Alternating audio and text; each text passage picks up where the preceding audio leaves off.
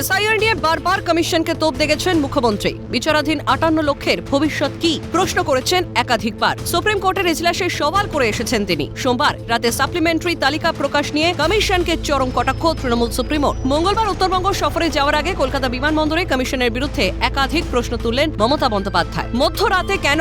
তালিকা তৈরির কাজ তো শেষ হয়েছিল 6 দিন আগেই। তবে এই বিলম্ব কি বিশেষ কারণে? ইচ্ছাকৃতভাবে ঢোকানো হয়েছে কোন রাজনৈতিক দলের নাম? তালিকার স্বচ্ছতা নিয়ে কমিশনকে নিশানা মুখ্যমন্ত্রী। তো ব্যাকডোর থেকে খেলছেন কেন? সামনাসামনি খেলুন। সবাই তো বুঝতে পারছে। কালকে মধ্যরাত্রে এসআইআর লিস্ট কেন বেরোবে? এখনো পর্যন্ত পাবলিক জানে না, এখনো লিস্ট ভূতে টানানো হয়নি। লিস্টটা বের করতে ভয় কেন? নিশ্চয়ই তার মধ্যে স্বচ্ছতা নেই। ইলেকশন কমিশনের স্বচ্ছতা থাকলে এতদিন লাগে একটা, জাজেরা তো অনেক দিন আগেই করে দিয়েছে। তাহলে আপনারা কেন আরো 6 দিন টাইম নিলেন, 7 দিন টাইম নিলেন? আরো কি বাদ দিয়েছেন? একতরফা কি কোনো পলিটিক্যাল পার্টির নাম ঢুকিয়েছেন? সেটা পুরো লিস্ট বেরোলে তবেই বুঝতে পারবো। কমিশনের নিরপেক্ষতা নিয়েও কটাক্ষ মমতা বন্দ্যোপাধ্যায়। নির্বাচন কমিশনের বিজ্ঞপ্তিতে বিজেপির স্ট্যাম্প। কাদের জন্য কাজ করছে কমিশন? ঝুলি থেকে বেড়াল বেরিয়ে পড়েছে। কমিশনের ক্লারিক্যাল মিস্টেক সাফাইকে নিশানা মুখ্যমন্ত্রী। এই ইলেকশন কমিশন যে নিরপেক্ষ নয়, আমি তার একটা প্রমাণ আপনাদের দেখাতে চাই। ইলেকশন কমিশনের নোটিফিকেশনে বিজেপির ভোটের সিম্বল নিশ্চয়ই আপনারা দেখতে পাচ্ছেন। এই দেখুন বিজেপির সিম্বল। একটা ইলেকশন কমিশন তাহলে কার ইশারায় চলছে, কার কথায় চলছে? নন্দীগ্রামের বিডিও চলে আসছে ভবানীপুরে, and now the cat is out of the bag.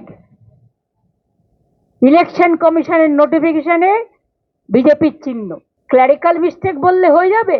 হ্যাঁ, এটা ক্লারিক্যাল মিস্টেক না এটা পলিটিক্যাল ইন্টেনশন, ডেলিবারেট অ্যাটেম্প। কে বাম কে ডান ভুলে যান। যারা এই চক্রান্তের বিরুদ্ধে এক হয়ে লড়াই করতে চান, আমার পাশে থাকার প্রয়োজন নেই, কিন্তু মানুষের পাশে থাকুন।